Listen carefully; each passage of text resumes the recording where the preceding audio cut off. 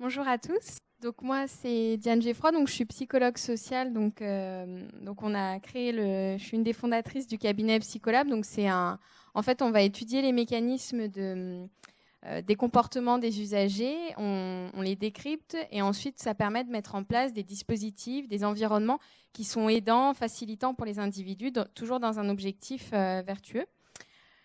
Donc, c'est quoi la psychologie sociale? C'est pas, donc vous l'aurez compris, c'est pas forcément la psychologie au sens où on va s'asseoir face à quelqu'un et écouter ses problèmes. C'est vraiment la psychologie sociale dans le sens société. On va étudier l'influence des groupes, des individus les uns sur les autres dans des contextes.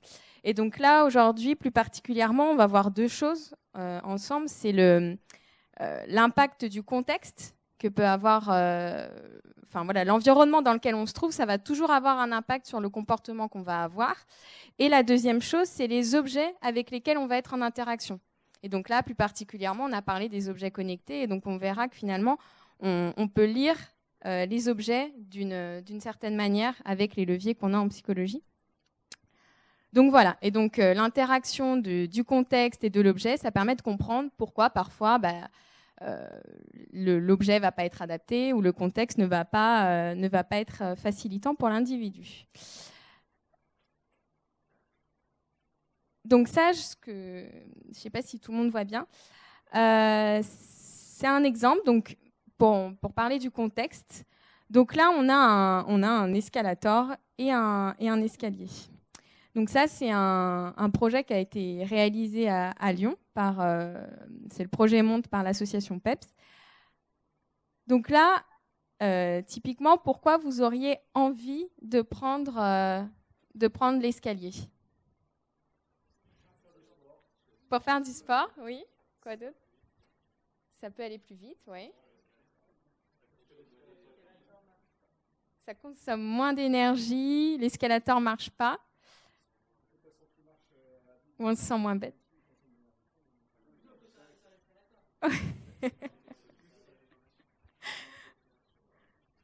Oui, d'accord. Il y a de l'entretien. Et donc, qu'est-ce qui vous inciterait à prendre l'escalator? À votre avis, pourquoi la majorité des utilisateurs de cette station c'est une station de métro, utilisent en majorité l'escalator? Comment? Facilité? Ouais, parce qu'on est flemmard. Ça va plus vite. Ouais. C'est moins chargé. Comment? Ouais. Pour une question pratique ou quand on a des difficultés, ouais. Oui, ludique, dynamique. Comment? Oui. On peut quand même monter, hein, même si on... Ah oui, là, on est bloqué. Effectivement, c'est... Oui. On utilise les services qui sont proposés. Oui, on se dit, s'il est là, pourquoi pas l'utiliser finalement. Oui. Une dernière chose? C'est bon? Alors voilà, donc effectivement, on a tous différentes motivations de prendre l'escalier ou de prendre l'escalator dans cette situation-là. Donc ce que je vous propose, je vais vous montrer la vidéo de ce qui a été mis en place pour de vrai dans cette station. Oh, c'est pas grave. Donc ça a été. Donc là, c'est une vidéo qui explique rapidement. Donc l'usage de l'escalier a été multiplié par 4.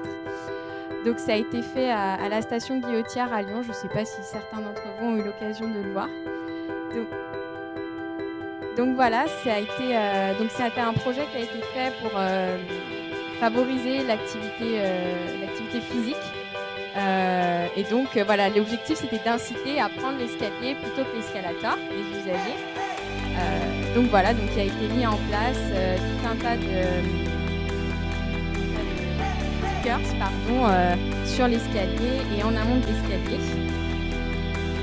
Voilà. Donc là, on voit l'installation. Voilà, l'idée, c'est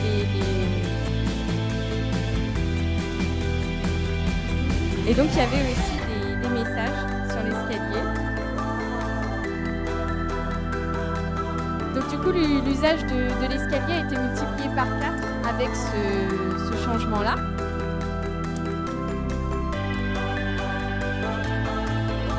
Donc là, ce qu'on voit, c'est que donc là, c'est la situation avant-après. Donc là, je vous repose la même question. Pourquoi vous auriez envie de prendre l'escalier maintenant par rapport à avant? Il est trop beau, ouais. C'est ludique, rigolo, ouais. Autre chose? Les messages? Oui, c'est écrit ta bonne santé est au bout de cet escalier. Oui, c'est vrai. Ça attire du coup par l'originalité. Bah, c'est exactement, enfin voilà, c'est un petit peu tout ça, enfin tout ce que vous dites, c'est ces leviers-là en fait qui ont été appliqués. En fait, il y avait là on se retrouve dans ce contexte-là, en fait, le contexte tel qu'il a été créé par l'architecture du lieu, incite à prendre l'escalator plutôt que l'escalier, parce que bon là on le voit pas très bien, mais l'escalator a souvent plus de lumière, il y a souvent des bandes lumineuses autour des escalators. Il est mobile, donc il va être plus attractif, il va attirer. Il y a souvent aussi plus de monde qui emprunte l'escalator, donc on est aussi incité à suivre ce que fait la majorité des gens devant nous. Donc voilà, on suit le flux. Et donc là, en fait, ce qui a été fait dans la situation d'à côté, c'était qu'en fait, il fallait rééquilibrer le choix. Faire en sorte que finalement, il y ait moins de désavantages à prendre cet escalier-là. Parce que vous avez vu certains avantages, voilà, faire de l'activité, etc. Mais finalement, ce n'est pas forcément évident pour tout le monde de voir tous ces bénéfices à prendre ce choix-là dans cette situation-là. Et donc là, l'objectif, c'était de remettre en avant, finalement, rééquilibrer les choix pour le rendre plus attractif. Et donc l'idée, c'était de mettre les petits footprints donc en amont. Donc c'est les petits pas qui me guident finalement plus facilement, qui attirent mon attention. Donc avec des couleurs vives qui rendent beaucoup plus saillant finalement l'escalier. Et puis les messages d'incitation qui en fait redonnent du sens à la pratique que je suis en train de faire maintenant. Parce que même si ça peut paraître évident que de monter les escaliers, c'est quelque chose de positif pour sa santé, le fait de l'écrire et de le voir en même temps qu'on est en train de faire le comportement, ça va le renforcer et ça va lui donner du sens en même temps qu'on est en train de le faire. Donc ça va m'inciter à le faire et à le refaire. Voilà, donc il y a eu aussi du comptage qui a été fait et il y a eu aussi des mesures plus psychologiques. C'est-à-dire quelle expérience j'ai tirée du fait d'avoir pris cet escalier plutôt que l'escalator. Les retours ont été très positifs. Les gens voient plus de sens à le faire et trouvent ça beaucoup plus agréable. Par contre, ce qui a été fait, c'était que on a aussi testé l'escalator fermé. Donc finalement, il n'y a plus vraiment de choix. L'escalier est toujours aussi beau, toujours aussi attractif, mais j'ai plus le choix. Et là, les ressentis des utilisateurs sont plus du tout les mêmes. Parce qu'en fait, j'ai plus la notion de choix. Parce qu'on m'oblige à prendre ce bel escalier. Bah, du coup, les utilisateurs le trouvaient tout d'un coup un peu moins joli, un peu moins agréable, avaient un peu moins envie de le prendre. Enfin, un peu moins, même beaucoup. Enfin, les chiffres sont assez clairs là-dessus. Donc, en fait, tout ça pour dire que dans un contexte, la notion de choix va être vraiment importante aussi pour les utilisateurs. Donc ça, de façon générale, le contexte dans lequel on incite ou on invite les gens à réaliser des actions va être vraiment déterminant et parfois voilà, l'environnement tel qu'il a été construit va inciter à un comportement plutôt qu'un autre, tout en sachant que de toute façon, on va prendre au cours d'une journée à peu près 5000 décisions. Donc, de toute façon, par nos habitudes, pourquoi on a pris la porte de droite plutôt que la porte de gauche pour descendre ici, pourquoi on a pris, pourquoi j'ai pris le micro dans cette main plutôt que dans cette. Enfin voilà, en fait, on a tout un tas de décisions qu'on va prendre tout au long de la journée. Et donc là, finalement, dans un contexte où on doit faire des choix, voilà, on est, voilà, il n'y a plus de. Voilà. Donc, exactement. Donc, le contexte va être important. Et donc, la deuxième chose dont je voulais vous parler aujourd'hui, c'était le rapport à l'objet. Donc ça, c'est un état de l'art qu'une de mes associées a réalisé. en fait, à partir de différents objets qu'on va trouver finalement dans le logement, tous les objets qui vont être connectés, et essayer de le regarder à travers le prisme de la psychologie sociale. Donc finalement, comment qu'est-ce que vient dire finalement cet objet-là? Et en fait, on s'aperçoit qu'un objet dit beaucoup de choses pour l'utilisateur de différentes manières, et que finalement la façon dont il va être orienté va inciter, va parler ou non, va y avoir une cohérence entre l'usager, ses besoins et l'objet. Donc par rapport à l'objet, donc là il y a différentes variables. Donc il y a la variable déjà, est-ce que c'est un objet qui va être plutôt domestique ou plutôt technique? Qu'est-ce qu'on entend par objet domestique? Est-ce que c'est un objet qui m'est familier? Est-ce que j'ai un ancrage en fait qui est familier par rapport à cet objet? Ou versus un objet technique. Donc l'ancrage familier, ça peut être par exemple la différence entre un compteur que je vais avoir dans mon logement, dans le placard, versus de pouvoir utiliser mon smartphone, un usage qui m'est plus proche au quotidien, avec lequel j'ai l'habitude. Et un objet domestique, il y a aussi l'aspect beaucoup plus proche de l'individu. C'est-à-dire, par exemple, tout à l'heure, vous parliez du compteur Gaspard. Le fait de lui avoir donné un nom, ça l'a, entre parenthèses, rendu plus proche, plus humain. Ça l'a humanisé. Et donc, ça l'a aussi rendu plus proche psychologiquement. On appelle ça. On a des distances psychologiques, en fait, avec tout un tas de dimensions. Et donc là, ça le rend plus proche. On a, à l'inverse de cette notion, on a des objets techniques. Alors là, c'est les objets qui vont être plutôt à destination, en tout cas pour l'usager, il a l'impression que c'est des objets à destination d'experts, en fait, que ça ne le concerne pas vraiment. C'est assez technique, voilà.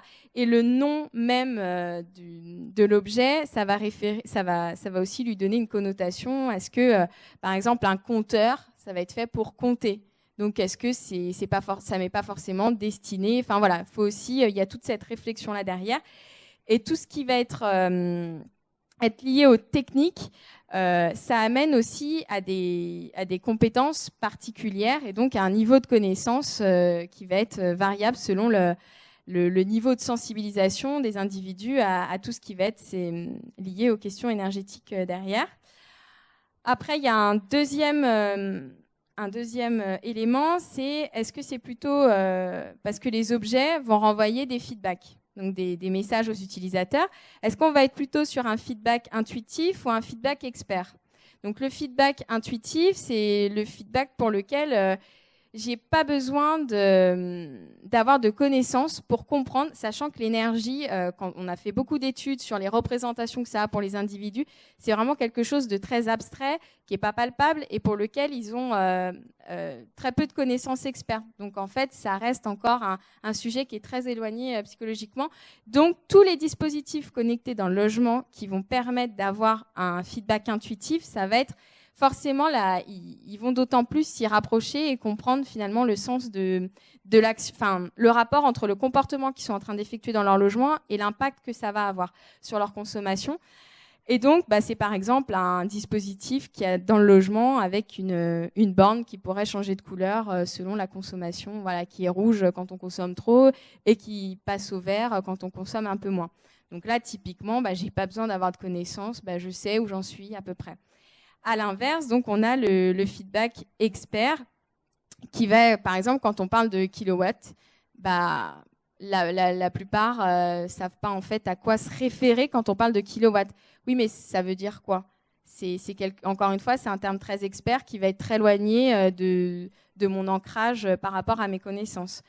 Donc, alors que tout ce qui va être lié aux couleurs, on a un rapport qui va être différent parce que voilà, on a tous un rapport au vert, au rouge, voilà, qui signifie dans nos environnements et dans nos stimuli quotidiens, voilà, qui nous renvoie à des codes assez précis.